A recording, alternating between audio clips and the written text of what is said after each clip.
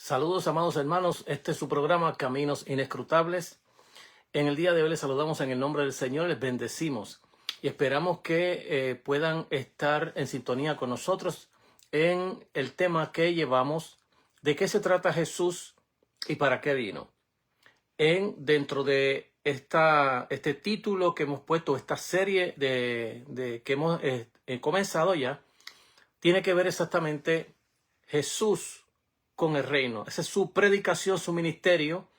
En su corta carrera, todo lo que Jesús hizo, dijo, tiene que ver exactamente con el tema del reino de Dios. Cómo este reino viene a ser inaugurado por nuestro Señor. Bien, el tema es sumamente largo, complejo, pero estamos haciendo un excurso sobre él, especialmente en esta parte que estamos tocando sobre el tema del remanente o el resto, como así se llama en las Sagradas Escrituras, que viene corriendo desde el Antiguo Testamento hasta el Nuevo Testamento, y cómo hay una continuidad y una discontinuidad de este tema referente a lo que es o de cómo se entiende la parte del remanente del pueblo de Dios dentro del Nuevo Testamento, o vamos a ponerle, como estamos en esta serie, de la nueva era de Dios. Así que les bendecimos en esta hora y esperamos que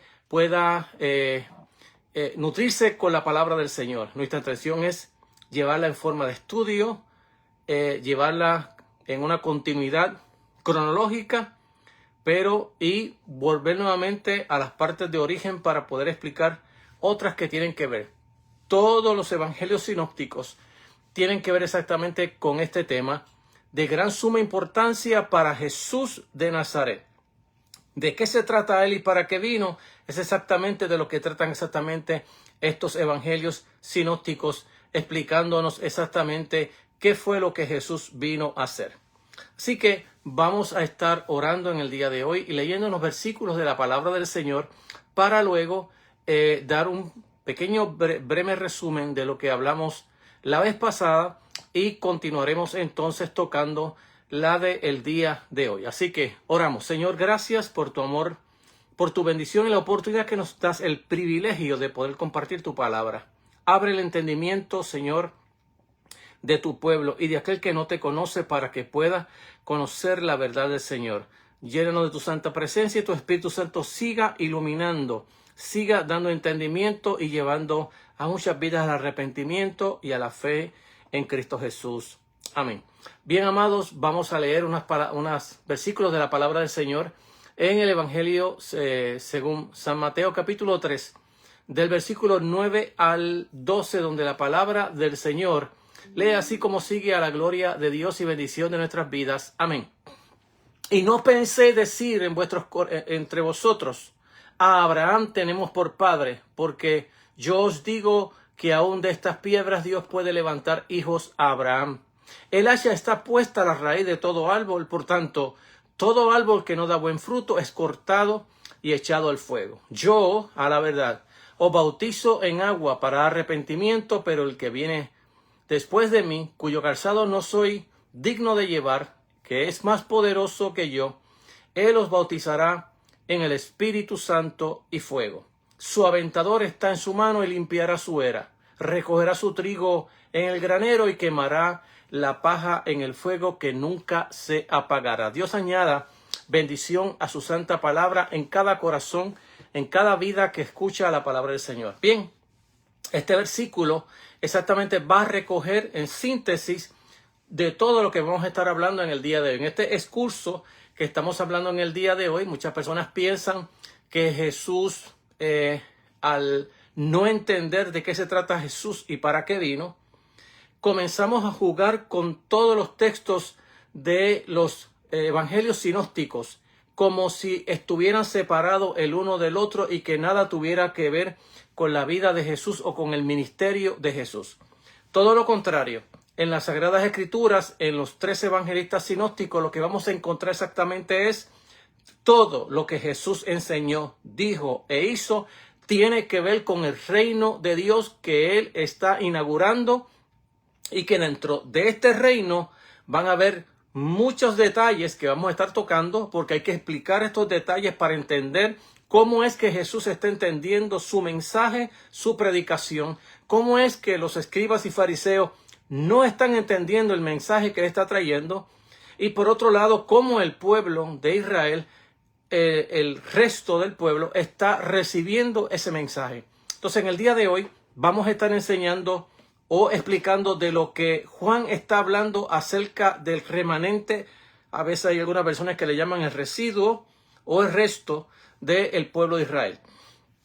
Y por otro lado, vamos a ver también a comparar con Jesús, cómo Jesús está entendiendo el tema del residuo o del resto del remanente fiel de Israel. Así que es importantísimo conocer cómo se está entendiendo esto si es que queremos entender a Jesús y queremos entender las obras de Jesús, es decir, cómo Jesús está operando, cómo el reino de Dios está operando en el mundo, cómo el reino soberano de Dios está operando a través de todas las vidas que escuchan a Jesús. Esto es muy importante si queremos entender los evangelios. Vuelvo a repetir, si no entendemos de qué se trata Jesús y para qué vino, hemos perdido a Jesús, no sabemos nada de él y lo que sabemos de él son, lamentablemente, cositas que la gente habla que realmente no tienen que ver nada con la verdad del Señor y con lo que Jesús vino a hacer. Así que es muy importantísimo entender esto. Bien, en la semana pasada solamente nosotros lo que hicimos fue tratar de explicar nuevamente, porque ya lo hicimos en el tema de la cristología, es decir, de quién es Jesús. Ahora estamos tocando el tema de qué se trata Jesús y para qué vino. Así que nosotros hablamos sobre lo que es la tentación y las implicaciones de la tentación, es decir, el bautismo y subsiguiente a él, lo que es la tentación. Habíamos explicado cómo Jesús es 3 veces tentado, tocante a lo que ya la voz en el bautismo le había dicho a Juan, o en presencia de todos. Cuando uno mira los sinópticos, está hablando desde ciertos puntos de vista. Y tenemos que ver también que cuando Jesús está bautizando, Jesús no está bautizando solo. Es decir, hay un grupo de personas o multitudes de personas que están bajando las aguas bautismales. Jesús no anda solo, como lo ponen a veces en un retrato, como Jesús está bautizando con Juan a solas. Eso no ocurre así. Esa no era tampoco la manera de bautizar dentro de la costumbre judía de bautizar a las personas. Así que si entendemos el panorama, podemos ver multitudes de personas bajando a las aguas, sumergiéndose en las aguas, y Juan como testigo de que ellos están cumpliendo con el propósito de Dios. Bien, entonces hablamos de cómo estas palabras del Señor y el Espíritu Santo que desciende sobre él, cómo se posa sobre él, que hemos hablado bastante, pero hemos dejado todavía ciertas cosas que tienen que ver allí. Es decir, cómo el espíritu extinguido vuelve de nuevo ahora en la persona de Jesús a posar. Muchos entienden que el espíritu estaba como en forma de paloma, de la misma manera que estaba en el libro de Génesis capítulo 1, que estaba volando y que llegó el reposo de esa paloma de volar y reposó sobre Jesús, porque lo que la escritura habla de él no es que vino sobre él como acostumbramos oírlo en el Antiguo Testamento, y que el Espíritu Santo venía esporádicamente y se iba, sino que ahora el Espíritu Santo viene a reposar en la persona de Jesús y lo va a capacitar para ese ministerio. Dentro de ese bautismo, Jesús va a recibir el llamado, la capacitación y la revelación de Dios de cuál es el propósito para el cual Dios lo había llamado. La tentación es más bien una explicación externa del poder de Satanás contra ese mandato de Dios, contra ese ministerio de Dios, con esa capacitación que Dios le dio para que no levantara o no construyera el reino desde el punto de vista de Dios, sino desde el punto de vista de Satanás.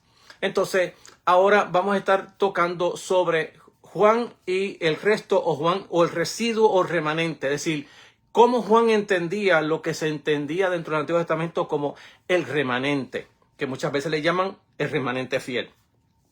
¿Y cuál era la opinión que Jesús tenía sobre este asunto del remanente? Y vamos a estar tocando varias parábolas. Hay muchísimas parábolas para tocar esto.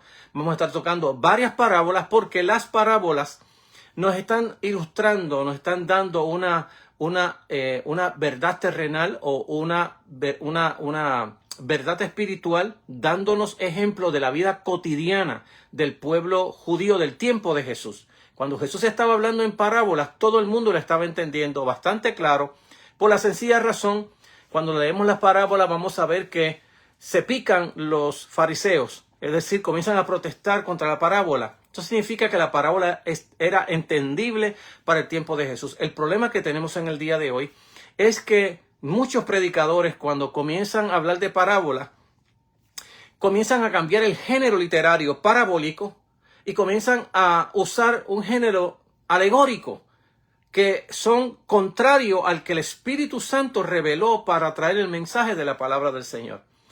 Cada vez que cuando nosotros estudiamos la palabra del Señor, una de tantas cosas que hay que hacer dentro de lo que es la exégesis bíblica, pero una de las cosas que hay que hacer es exactamente mirar qué es lo que yo estoy leyendo en el texto bíblico. Yo estoy leyendo una parábola, yo estoy leyendo un texto apocalíptico, yo estoy leyendo un salmo, yo estoy leyendo una perícopa bíblica de una metáfora, o estoy hablando una símil o una anáfora.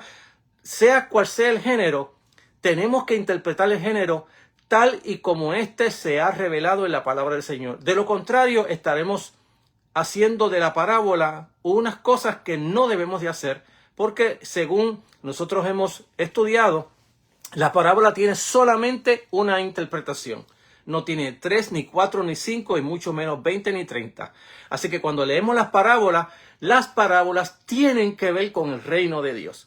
Tienen que ver con lo que Jesús está haciendo, como el propósito soberano de Dios se está dando en Jesús, como a este Jesús Dios lo ha puesto para que introduzca el reino de Dios en la tierra. Y ya hemos explicado desde el principio que hemos estado dentro de esta enseñanza de cómo esto se está enseñando, cómo esto se está dando en los versículos bíblicos del Nuevo Testamento y cómo esto se estaba dando en el Antiguo Testamento, qué se estaba esperando y qué fue lo que vino. Entonces, todavía nos falta muchísimo que recorrer, mucho que explicar, pero les pido paciencia porque esto no cae del cielo. Tenemos todos 3 evangelios sinópticos que nos están explicando desde un punto de vista y otro cómo esto se está dando en la vida de Jesús. Bien, vamos allí a Juan ahora para ver cómo Juan está entendiendo. Ya los versículos que leímos allí en el capítulo 3 del libro de Mateo, verso del 9 al 12, el bautista, una vez que ve venir hacia el bautismo a los escribas y fariseos, él comienza a traer una censura. Es una censura escatológica que va a traer profética sobre la vida de no solamente de los fariseos, sino de todos aquellos que ellos convenzan. Recuérdese que en el ministerio de Jesús va a haber muchos encontronazos de Jesús contra los líderes religiosos.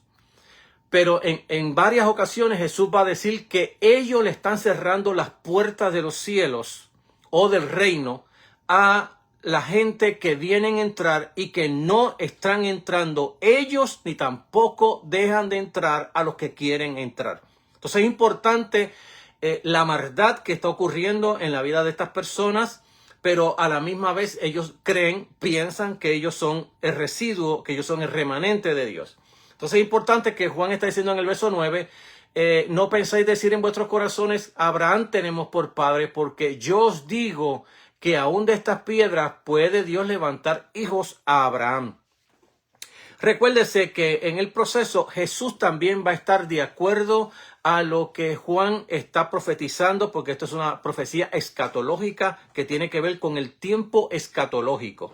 Entonces, al entrar dentro de esta verdad, Jesús también les va a decir a los fariseos, escribas, en varias ocasiones, pero especialmente en Juan, él les va a decir a ellos que ellos piensan que son hijos de Abraham, ellos aseguran ser hijos de Abraham, y Jesús les dice que ellos son hijos del diablo. Entonces, estas expresiones que se oyen fuerte dentro del evangelio tienen que ver con la era escatológica, con la nueva era de Dios o con el nuevo eón de Dios, como Dios está trabajando soberanamente para salvar a la humanidad. Entonces, por otro lado, vemos en el verso 12 del mismo del capítulo 3 de Mateo, en el verso 12, donde su aventador está en su mano, él limpiará la era, por un lado, limpiará la era, por un lado, por otro dice, recogerá su trigo en granero y quemará la paja en el fuego que nunca se apagará. Y estas son palabras de juicio escatológico sobre el pueblo de Israel. Entonces, debemos añadir en los conceptos que hemos ya tocado durante esta serie, en el marco histórico, y es la idea que se va a dar en el momento de Juan. Ya hemos dicho que en el tiempo de Juan habían varios grupos, bastantes grupos, que ellos mismos se llamaban los santos, los escogidos de Dios, el resto de Dios. Así por el estilo, tenemos los esenios, tenemos los fariseos, tenemos los que viven en la cueva de Qumran. Y según las investigaciones que hemos leído, hay también otros grupos que también se proclamaban así, como los santos, como los escogidos de Dios, como los separados de Dios. Entonces, sabemos que esta idea del resto o del remanente estaba diseminada antes, durante, después de Jesús y antes de Jesús. Por miles de años ya estaba corriendo esta expresión de resto dentro de el pueblo de Israel, los llamados a sí mismos restos o los que eran los santos del Señor. Este grupo tenía distintas exigencias. Cada uno de estos grupos, como que cada uno competía cuál era más exigente, cuál era más recalcitrante con supuestamente la verdad de Dios revelada. Entonces, habían allí, por ejemplo, en la comunidad, exigencias de penitencias, la monogamia, prohibiciones del matrimonio muy extendido con las sobrinas, el mantenimiento estricto de las leyes, de la pureza, los sábados, el separatismo de la sociedad con las personas pecadoras, de las personas ricas, los abusos de las viudas, los huérfanos desamparados, entre otras exigencias. Es decir, que estos grupos, cada uno de ellos era más estricto que el otro. De hecho, los de las cuevas del Qumran, según hemos estudiado, eran todavía mucho más exigentes que los propios escribas y fariseos. De hecho, porque ellos se fueron a vivir exactamente en las cuevas, ellos se separaron de todo, se separaron no solamente de los pecadores, sino del propio pueblo de Israel, que ellos, en los escritos que hemos leído y estudiado, hemos visto que ellos mismos hablaban del pueblo de Israel como pecadores, como que habían violado la ley de Dios también. Entonces estaban los esenios, que también eran grupos que en las predicaciones de Jesús uno va a ver exactamente casi por igual el mismo problema, el rechazo de toda persona pecadora, porque para ellos toda persona que era pecadora no podía entrar al templo de Dios.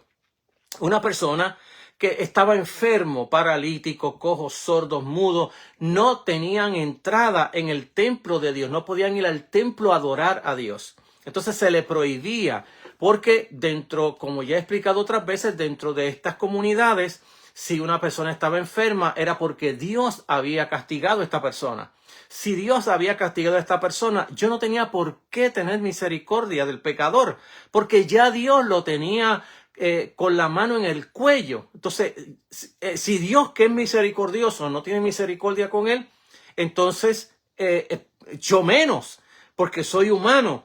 Entonces, un escriba no tenía por qué tener misericordia, y ya he dado ejemplos de ellos, como en el caso del paralítico que está por 38 años allí en el pozo de Betesda, y que Jesús le dice: ¿quieres ser sano? Y dice: que estoy aquí. Nadie está conmigo, nadie me acompaña. Cuando el agua se remueve, otro se lanza primero que yo. O sea, aquí no hay nadie que me ayude.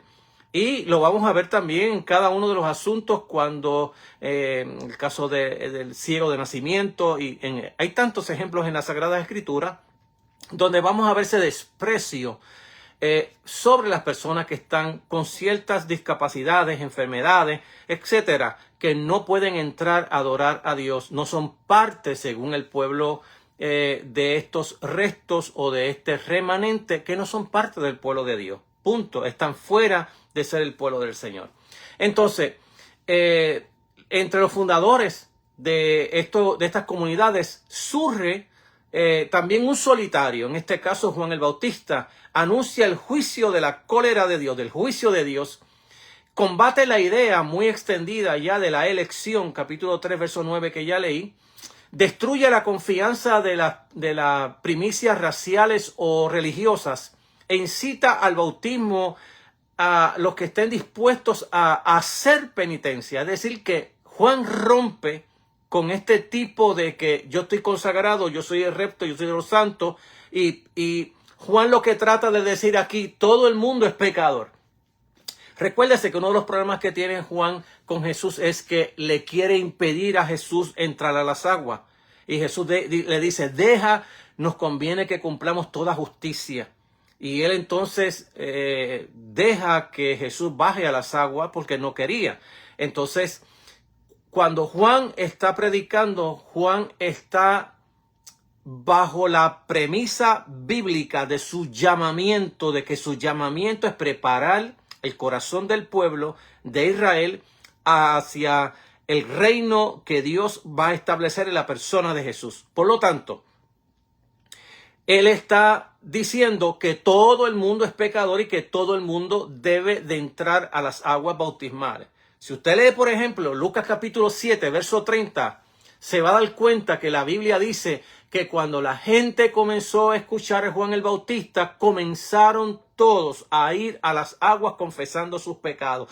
Pero el texto dice en el verso 30, pero los escribas y fariseos, obviando el designio de Dios para con ellos, no quisieron ser bautizados por Juan. Solo recoge Lucas en su libro, en el capítulo 7, verso 30, como que ellos no están dispuestos a someterse a lo que ya Dios había establecido.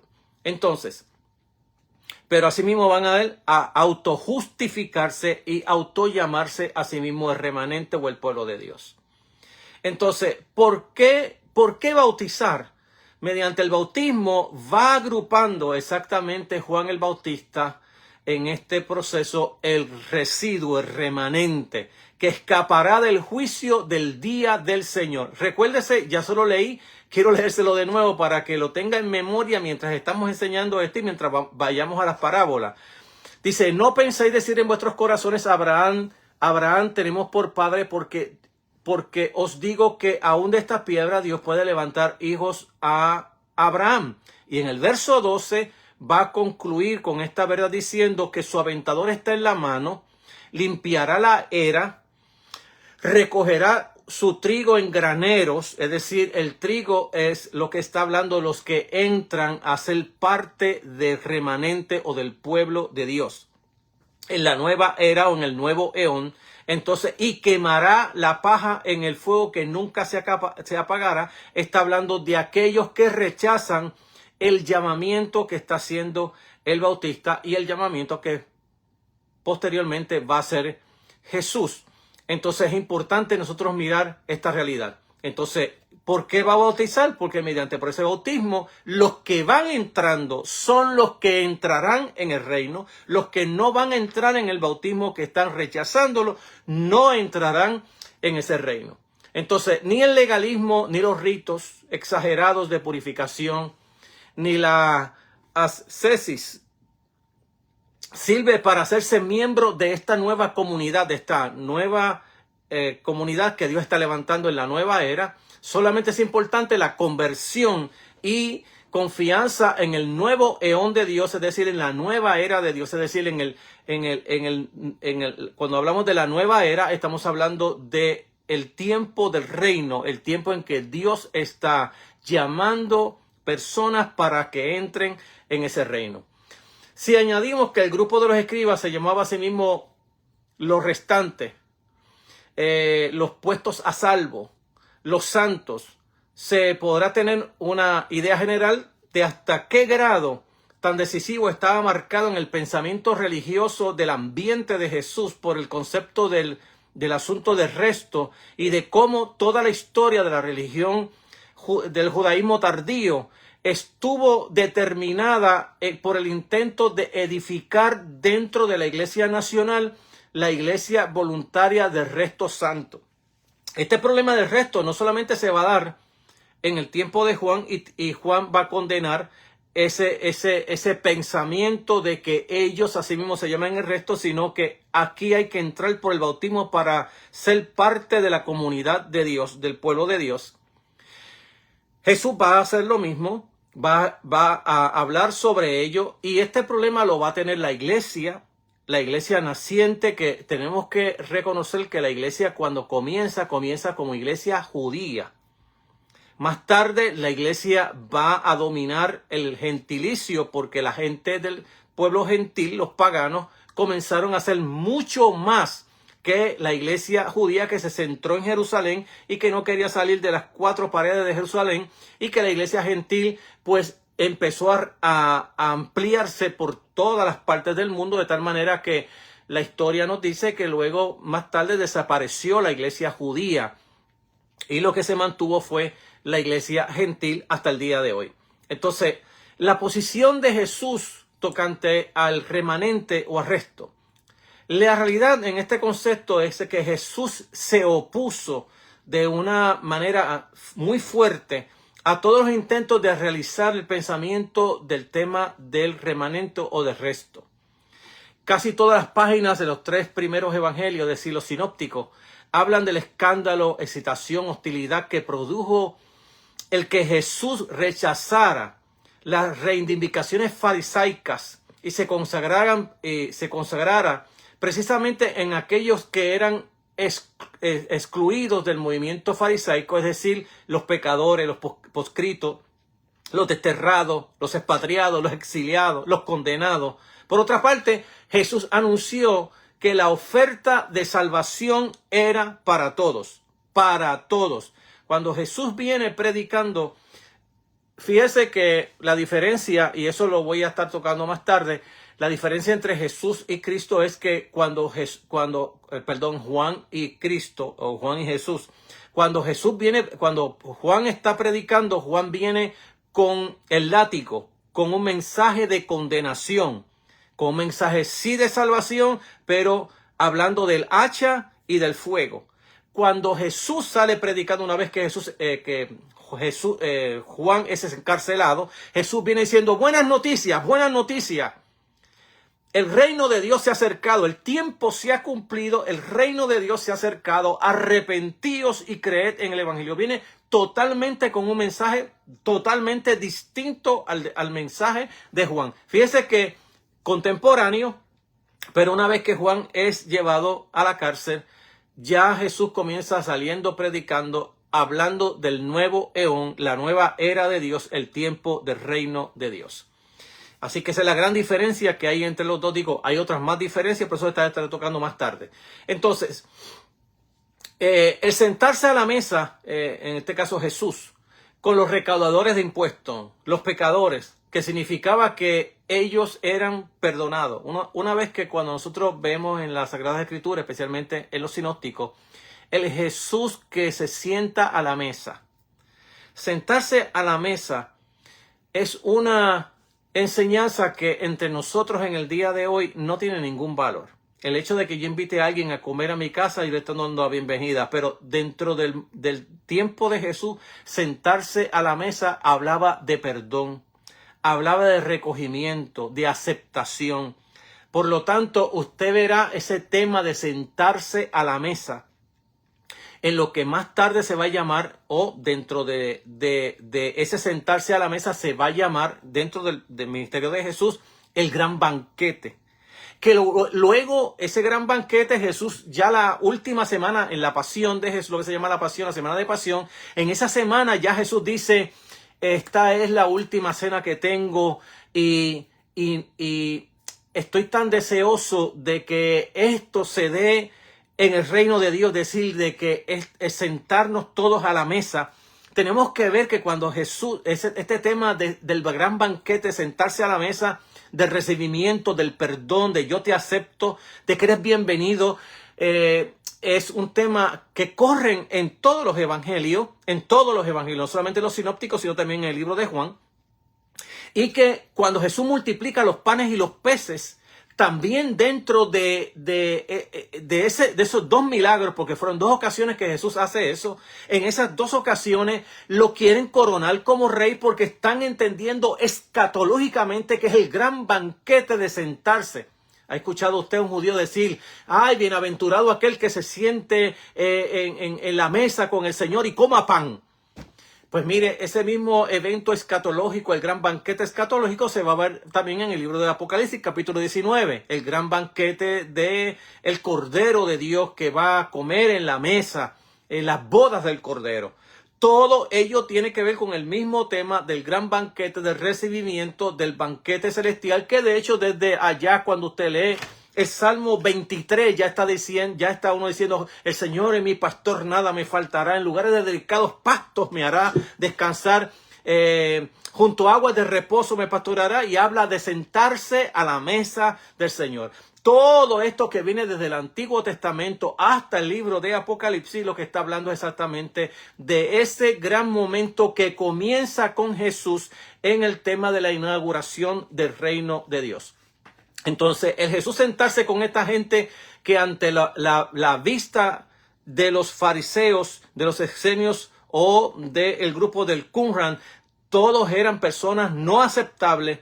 Jesús está comiendo y bebiendo con ellos. Bueno, de hecho, comía tanto y bebía con ellos que le decían el comilón y el bebedor. Entonces, el sentarse a la mesa con recaudadores de impuestos, con pecadores, que significaba que ellos eran perdonados, que eran el anticipo del banquete nupcial. Recuérdese que esto del banquete nupcial era tan profundo en la mente de Jesús que cuando es criticado Jesús porque sus discípulos no ayunan, que lo que hacen es comer y comer y comer y comer y comer a donde sea, a donde lo inviten o donde Jesús mismo se autoinvite. La crítica de los fariseos y aún de los discípulos de Juan era, nuestros discípulos ayunan y los fariseos ayunan y ustedes no ayunan. Y Jesús dice, pero ¿cómo pueden ayunar cuando el novio está con ellos? ¿Cómo es que pueden cuando hay boda, cuando el novio está, no puede nadie ayunar, pero cuando el novio les sea quitado, entonces ayunarán? Ahora estamos de fiesta, estamos celebrando el nuevo eón de Dios, la nueva era de Dios, estamos celebrando el tiempo del reino escatológico de Dios y ese momento escatológico de Dios que no solamente se está dando en Jesús, sino que es el banquete escatológico en el día final, lo que llamamos en el escatón de Dios, ya se estaba dando en Jesús. Por eso es que en la fe cristiana, el día final se está celebrando en el día de hoy ya. En lo que llamamos el ya sí, pero todavía no. Y ese concepto del ya sí, pero todavía no, le voy a enseñar la génesis de dónde sale. No ahora, pero después que prosigamos enseñando esta verdad de la palabra del Señor, para que usted entienda cómo se entiende todo el Nuevo Testamento en la fe cristiana. Y no entenderlo es entrar, de hecho, en falsa doctrina o en herejía bíblica. Entonces, por llamar a los piadosos a la penitencia, se ganó la enemistad que habría de llevarle a la cruz. Una de las cosas que remordía a los escribas y fariseos era en que por qué comparte, bebe con las prostitutas, con los pecadores, con los recaudadores de impuestos, es decir, con aquellas personas que en el registro social de Israel del tiempo de Jesús eran las personas catalogadas como lo peor que había en ese momento. Si usted toma y conceptualiza exactamente lo que se estaba pasando en Jesús y lo toma en el tiempo de hoy, en el siglo XXI, en el 2025, en agosto, y usted toma en el registro social quiénes son la gente más pecadora que no merecen perdón, pues se va a dar entonces, se va a aclarar su mente de con quién personas eran lo que Jesús estaba comiendo y bebiendo. Hoy en día todavía existe dentro de la iglesia ese tipo de remanente, ese tipo de separatismo donde la iglesia ni comparte con la que se llama también iglesia por el hecho de que tiene otro nombre. Y hemos separado a la iglesia por los nombres que tiene la iglesia, pero la hemos separado también porque en mi iglesia nosotros vivimos la santidad y en la otra no se vive la santidad. Supuestamente según los criterios de cada grupo cada facciones que hay dentro de la iglesia del Señor en el día de hoy. Y yo no le llamo iglesia del Señor porque eso es teológicamente erróneo, pero lo voy a decir como lo dice pueblerinamente todo el mundo en la iglesia de hoy, aunque ese término para mí es antibíblico. Bien, yo quiero antes de nada mirar, antes de entrar a esta parábola, en Marcos capítulo 2, verso 19. Y cuando los escribas y fariseos le dieron comer con los pecadores y publicanos, decían a sus discípulos, ¿por qué come con los publicanos y pecadores? Ahora bien, yo quiero ir aquí ahora a una de las tres parábolas más importantes que encontramos en la Sagrada Escritura dentro de este tema que estamos hablando. Y es en el capítulo 15 de lo que llamamos la parábola de las ovejas, las 100 ovejas, la parábola de la dracma perdida y la parábola que se encuentra del hijo pródigo. Entonces, estas tres parábolas están hablándonos de lo mismo y del mismo concepto que estamos hablando. Están hablando exactamente del concepto del remanente. Y para que uno entienda la parábola, uno tiene que mirar primero lo que esta parábola nos está diciendo. Recuerde que estoy bajo el tema parabólico. Y el tema parabólico nos obliga a interpretar la parábola como una parábola, vuelvo a repetir, y no como una alegoría. Las alegorías en el Nuevo Testamento son demasiado cortas. Son demasiado cortas. Es decir, que no se usan todo el tiempo en el Nuevo Testamento, sino una o dos veces nada más en el Nuevo Testamento. Las parábolas es otro género literario que tiene que ver con las realidades de la vida cotidiana y con alguna verdad del reino de Dios. Así que cuando nosotros estamos hablando de este gran tema que estamos tocando, de esta serie, de qué se trata Jesús, de qué vino, es todo lo que se está tratando allí, está tratando sobre el tema del reino de Dios. A Jesús se le va a hacer una crítica que ya le expliqué cómo esta crítica va a estar siempre detrás de Jesús y le va a llevar esta crítica de nuevo a la cruz. Entonces en el capítulo 15, versos 1 y 2, dice, se acercaban a él todos los publicanos y pecadores para oírle. ¿Quiénes se acercaban? Los pecadores. Las personas que en el registro social del tiempo de Jesús eran considerados como las personas más pecadoras, más bárbara, que no se le podía permitir entrada en el templo de Dios. Ni de hecho ni tocarlo, ni comer con ellos, ni beber con ellos.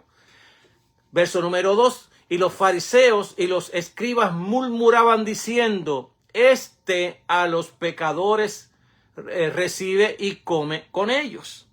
Es decir, que la crítica de los escribas y fariseos era, este debía de estar con nosotros, en el grupo de nosotros, participar con nosotros los santos y no con los pecadores.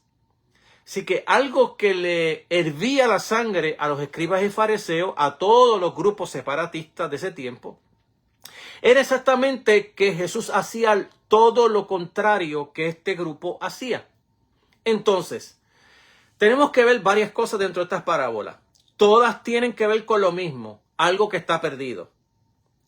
Y Jesús está considerando lo que está perdido a una oveja y 99 que deja, una que se le pierde, 99 que va a dejar en el redil. La mujer de la dracma que se le pierde, que dice, o qué mujer que tiene 10 dracmas se pierde una dracma. No enciende una luz, barre la casa, la busca con empeño hasta hallarla. Cuando la halla, reúne a sus amigas y vecinas y le dice, gozaos conmigo porque he hallado la dracma que estaba perdida. Os digo del mismo modo que hay gozo delante de los ángeles de Dios cuando un pecador se arrepiente. La otra es la parábola del hijo pródigo, Y aquí en esta parábola del hijo pródigo hay dos hijos, el mayor y el menor. Para hacerla simple esta parábola, porque el tiempo no me va a dar si me pongo a dar los detalles de cada una de ellas, es que en la parábola del hijo pródigo, el hijo pródigo, el que se fue de la casa, el que pidió la herencia, el que la malgastó con, como decía su hermano, con ramera y todas estas cosas, representa exactamente los fariseos, los pecadores, los publicanos, todo lo que en el concepto de ese tiempo se tenía como pecadores. Así que ese es el hijo pródigo. Entonces, el hermano mayor representa exactamente al resto o el remanente de aquellos que se piensan que son santos, que son los que guardan la ley, los que no abrogan el mandamiento, los que no fallan a Dios. Por eso es que en la parábola, cuando en cada una de ellas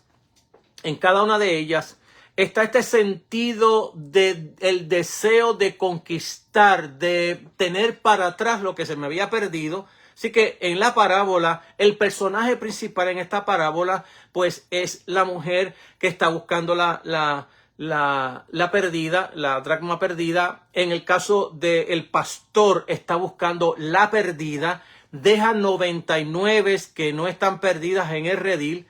Y aquí quiero hablar algo bien importantísimo, porque esto a veces trae ciertas confusiones.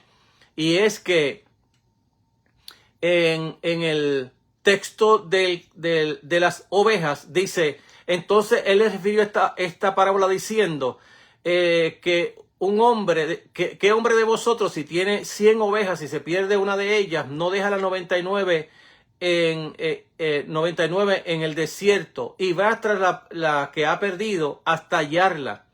Y cuando llega a casa, reúne a sus amigos y vecinos y le dice, gozaos conmigo porque he hallado la oveja que se había perdido. Os digo que del mismo modo habrá gozo en el cielo por un pecador que se arrepiente que por 99 justos que no necesitan arrepentimiento.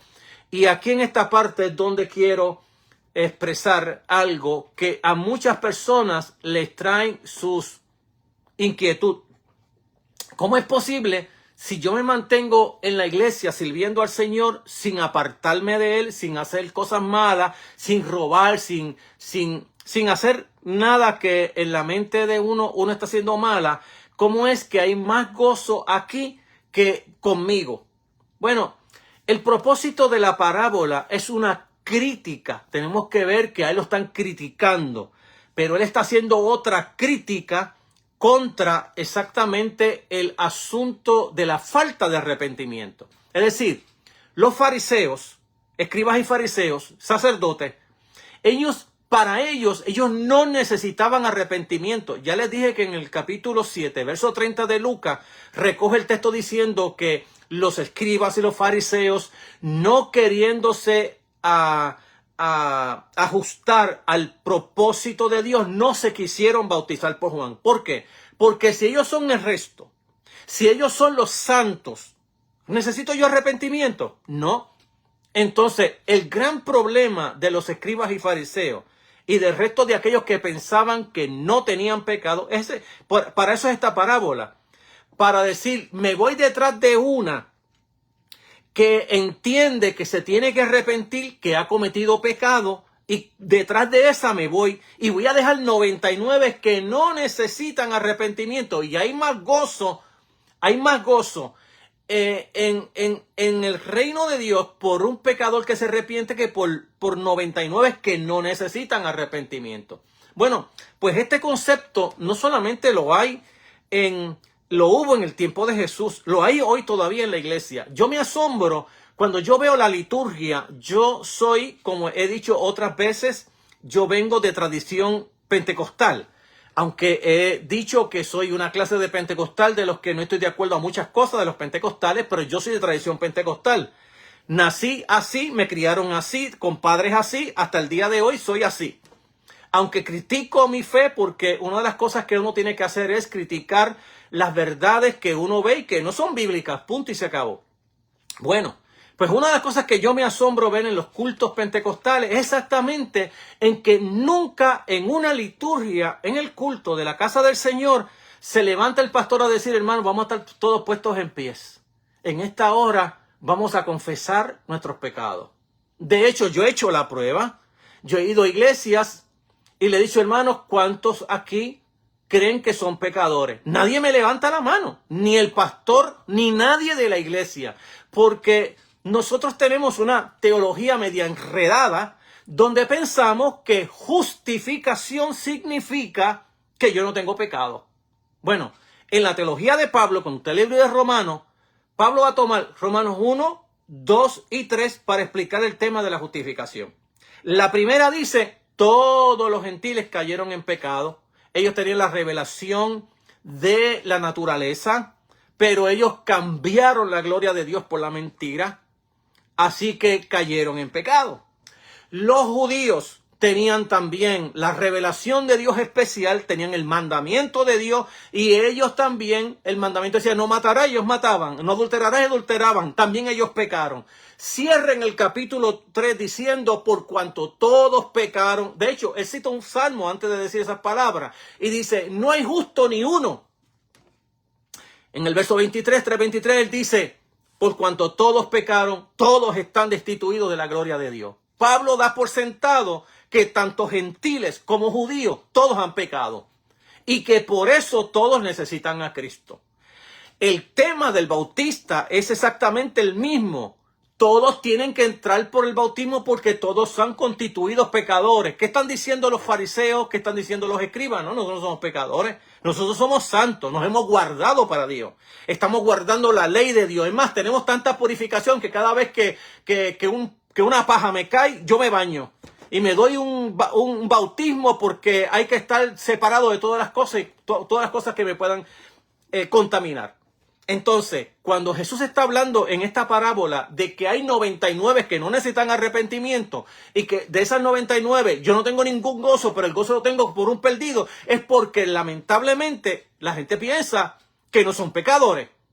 Entonces, este que le está enseñando en el día de hoy es un vil pecador igual que todo el mundo. Bueno, si Pablo estuviera cuando él dijo que él era el primero, él y yo tenemos problemas, porque él era el primero o yo soy el primero. Entonces, dentro de la fe cristiana, todo el mundo es pecador. De hecho, ¿qué dice la Escritura cuando manda hacer la predicación por todo el mundo? Ir por todo el mundo y predicar el evangelio a algunas criaturas. A toda criatura, porque toda criatura está constituido como pecador ante la presencia de Dios. Ese es el mensaje del bautista y es el mensaje evangélico que se manda a predicar el reino de Dios. Fíjese que dice la buena noticia, predicar la buena noticia, que el tiempo se ha cumplido, que el reino de Dios, ¿ok? Y que todos somos pecadores, somos constituidos pecadores y por eso es que hay que predicar el evangelio a toda criatura. Ese es el mensaje bíblico. Cuando nosotros hablamos de lo que es justificación, en el campo teológico de Pablo, estamos mirando que en Roma había tantos esclavos. En Roma había tantos esclavos que cuando Pablo va a hablar del tema de la justificación era tan claro hablarlo para los romanos, porque él habla del tema de la justificación y él dice, mire, ¿cuál es el asunto aquí? Este hombre, este padre de familia, este hombre rico, ha delinquido a la ley de Roma. La ley de Roma dice que hay que matarlo. Entonces, en la ley de Roma había otra ley que era lo que se llamaba la ley de la redención, lo que le llamaban en el griego apulotrosis. Entonces, ¿qué es la apulotrosis? Bueno, la apulotrosis es que mi mamá está viva y me van a matar a mí. Mi mamá dice, bueno, ya yo tengo 70 años, 80 años. Pues vaya a la corte y le dice, mire, máteme a mí porque para que mi hijo salga suelto. Bueno, pues entonces el juez dice, bueno, usted acepta la apulotrosis, le está diciendo al acusado en este caso, y él dice, no, yo no acepto la apulotrosis, yo no acepto a mi mamá. ¿Qué hace él?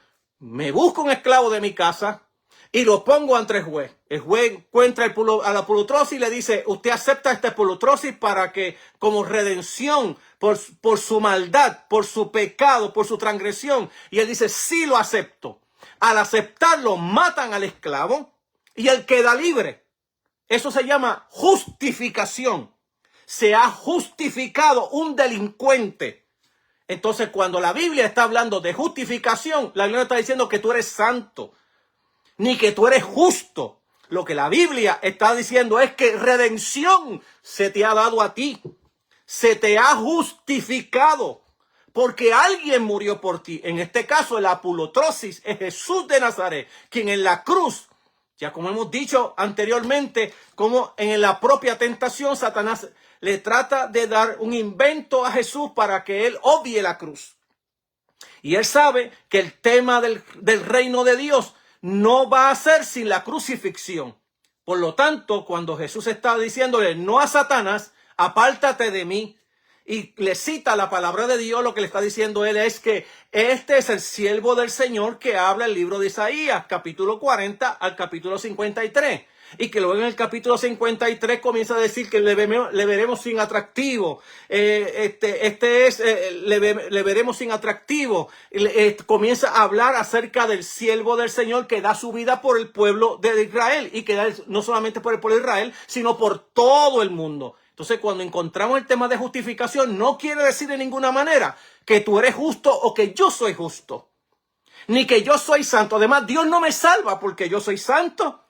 Dios me salva porque Él ha puesto un sacrificio para salvación y me salva por su gracia, no porque soy pecador.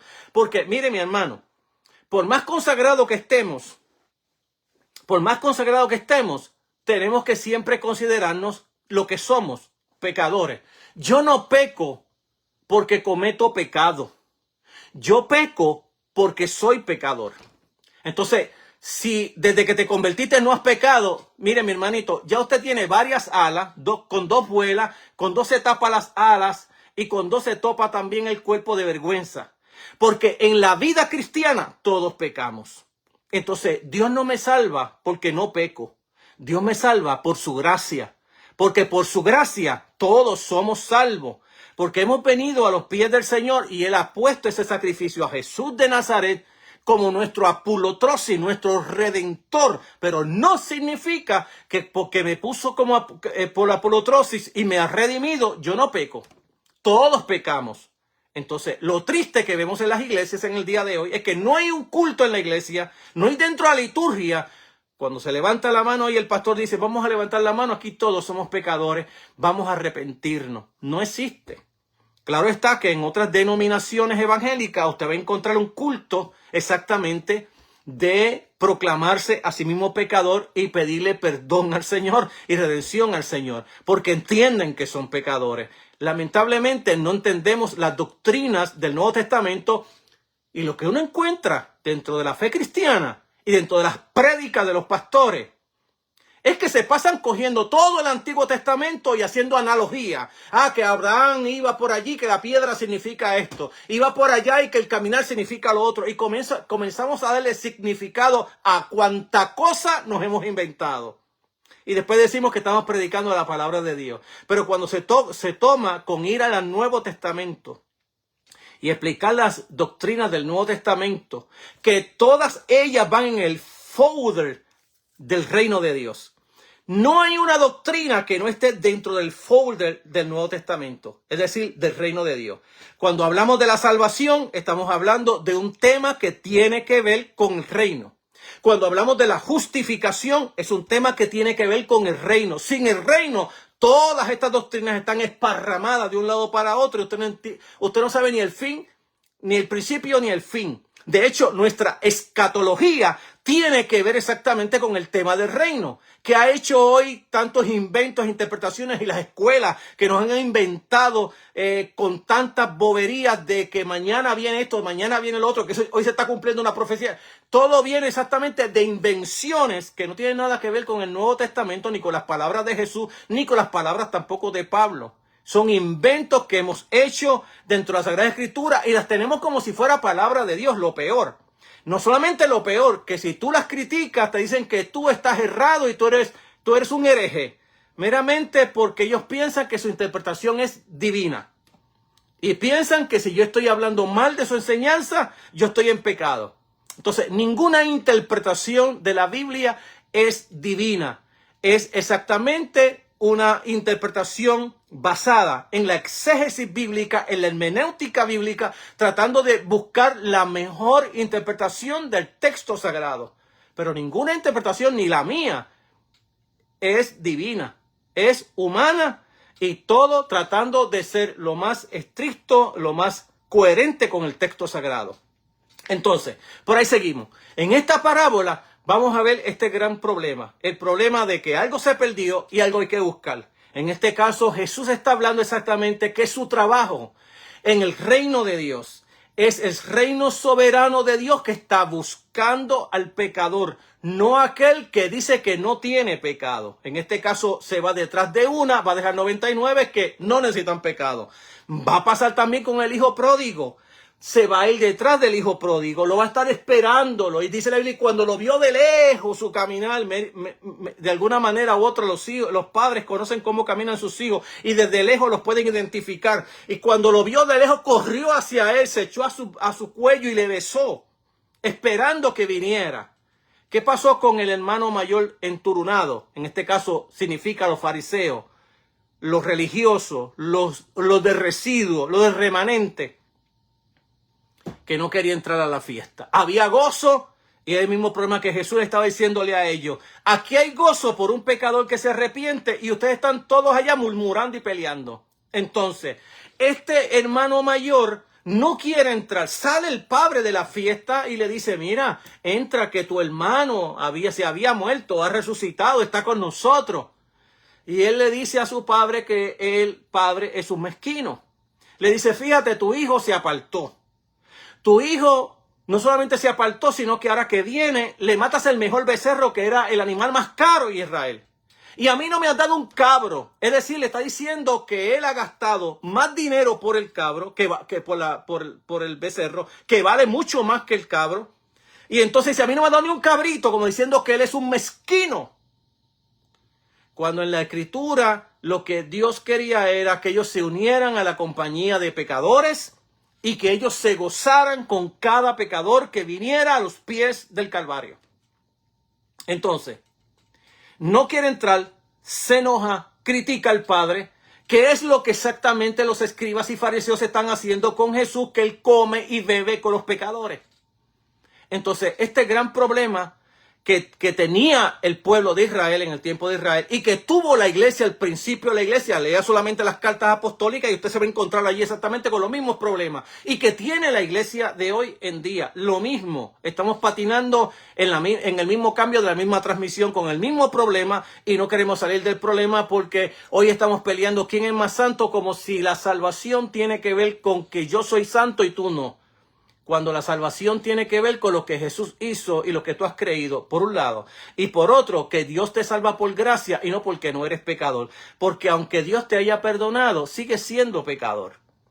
Entonces, el problema que tenemos nosotros es que pensamos que porque Dios me salvó, ya yo no soy pecador.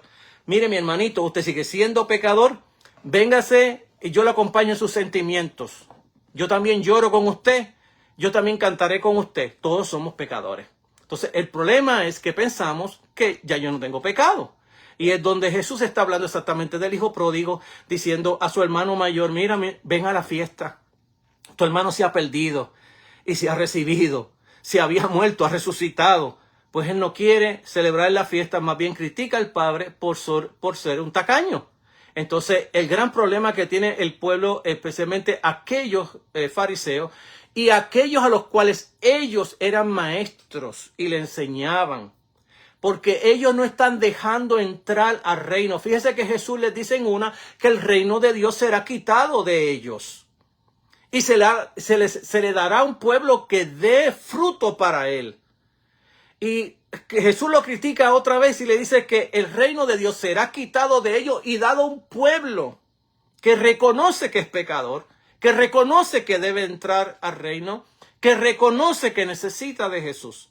Pues Jesús está recogiendo exactamente el remanente, en este caso, y que este remanente lo vamos a recoger también en la parábola de la cizaña y del trigo, donde ahora el remanente no lo está cogiendo el propio pueblo de Israel, apartándose de la gente unos con otros, sino que ahora es Dios mismo quien está recogiendo ese remanente, lo que se llama hoy la iglesia. Porque no hay dos iglesias, hay una y sola iglesia. Lo que le llamamos en teología la iglesia invisible. Porque la iglesia visible es todo el que va a la iglesia, pecador o no pecador, que no se arrepiente.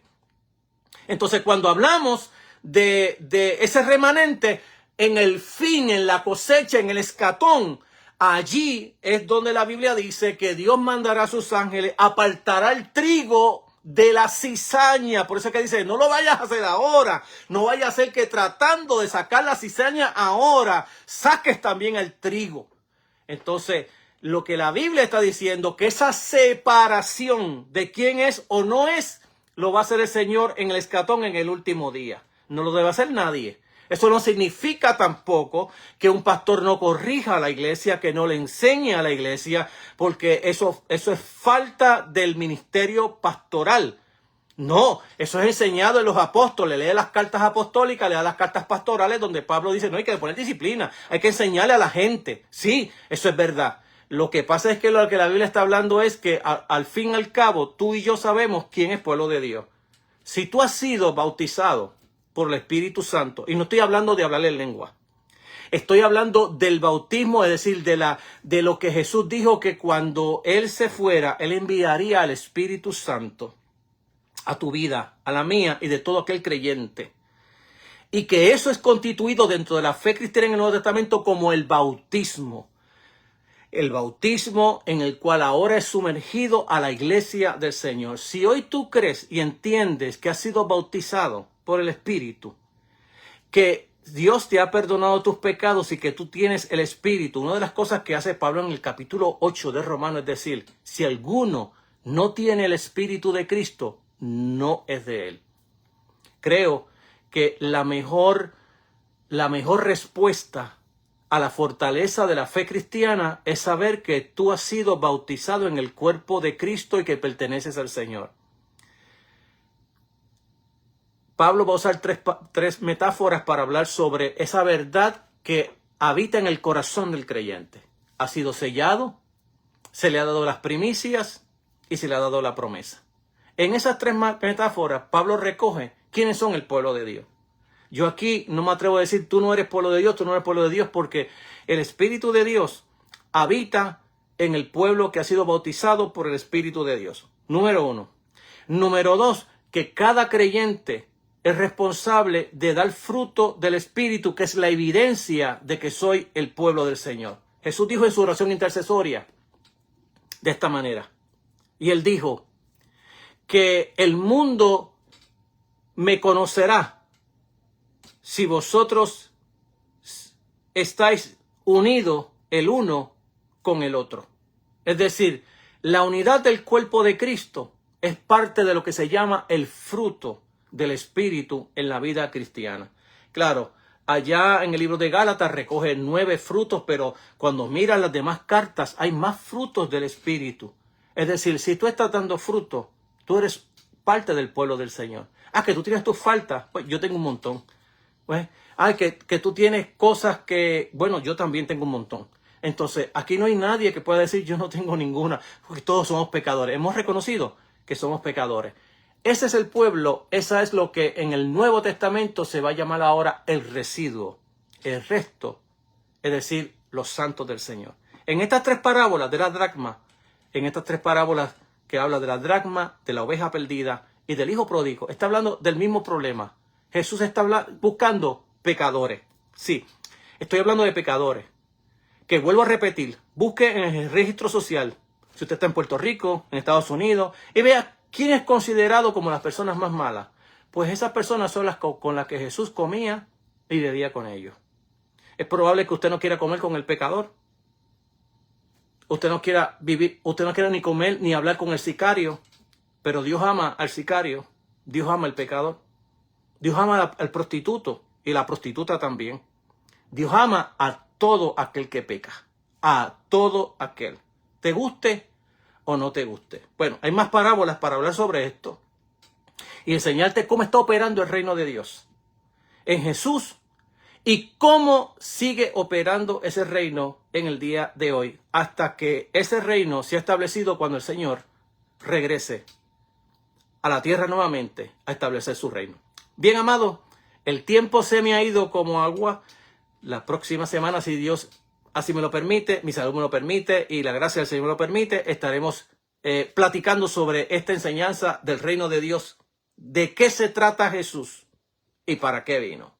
Así que, amados, de una forma contextual y contemporánea seguimos enseñando la palabra del Señor, y que usted pueda abrir su corazón y entender la gracia y el amor del Señor para con usted y para con todos aquellos que se han perdido en el día de hoy. Padre, gracias por tu amor, misericordia. Salva, Señor, a todos. Perdona a todos. Recibe a aquel que viene a los pies de Jesús, humillado, confesando sus pecados por la obra milagrosa antecedente del Espíritu Santo en cada corazón, en cada vida. Sálvale, perdónale y añádalo, oh Dios, al cuerpo de Cristo. Hazlo porque te lo pedimos en el nombre de Jesús nuestro Señor y bendita esperanza. Amén.